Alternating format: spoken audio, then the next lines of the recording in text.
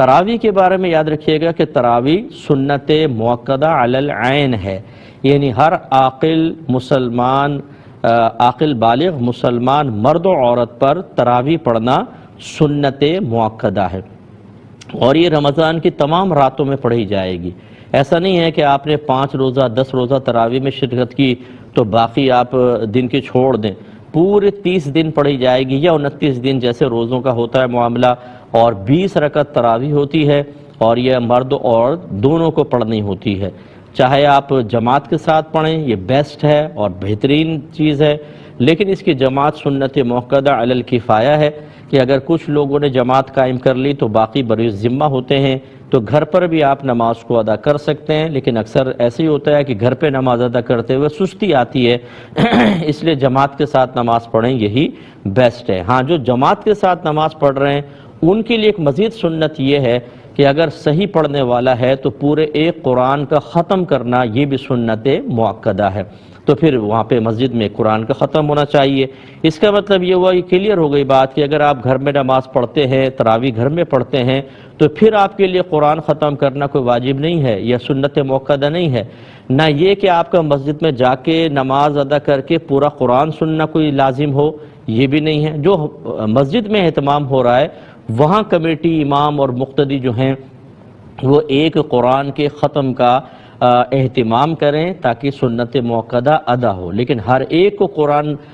سننا یہ کوئی لازم نہیں ہوتا ہے۔ اگر گھر میں آپ پڑھ رہے ہیں تو سورتوں سے آپ تراویح ادا کر سکتے ہیں۔ میں گزارش کرتا ہوں کہ تراویح بالکل یا چھوڑنے کے بجائے، اگر بعض لوگوں کو نماز میں سستی محسوس ہوتی ہے کہ طویل ہوتی ہیں تراویح، جی قرات بڑی لمبی ہو جاتی ہے اور میں کھڑا نہیں ہو سکتا، تو پھر آپ تراویح چھوڑیں نہیں، خدا را اپنے گھر میں نماز ادا کریں، اور سب سے بیسٹ ہے کہ آپ مسجد میں ادا کریں۔ یہ بھی یاد رکھیں کہ تراویح سنت مؤکدہ ہے، اس میں قیام فرض نہیں ہوتا،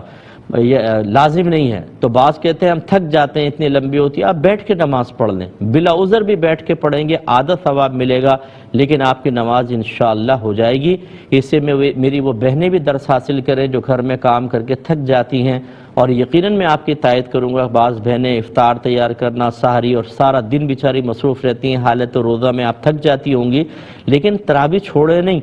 آپ بیٹھ کر تراویح پڑھ لیں، ٹھیک ہے نا۔ اور اس طرح بھی کر سکتی ہیں کہ جیسے آپ نے 10 تراویح پڑھ لی، پھر آپ بہت تھک گئیں تو اور کام کر لیں، آرام کر لیں، پھر آپ بعد میں 10 پڑھ لیں، ایک ساتھ پوری 20 پڑھنا لازم نہیں ہوتا ہے۔ لیکن یہ بس ذہن میں رکھیں کہ تراویح کا وقت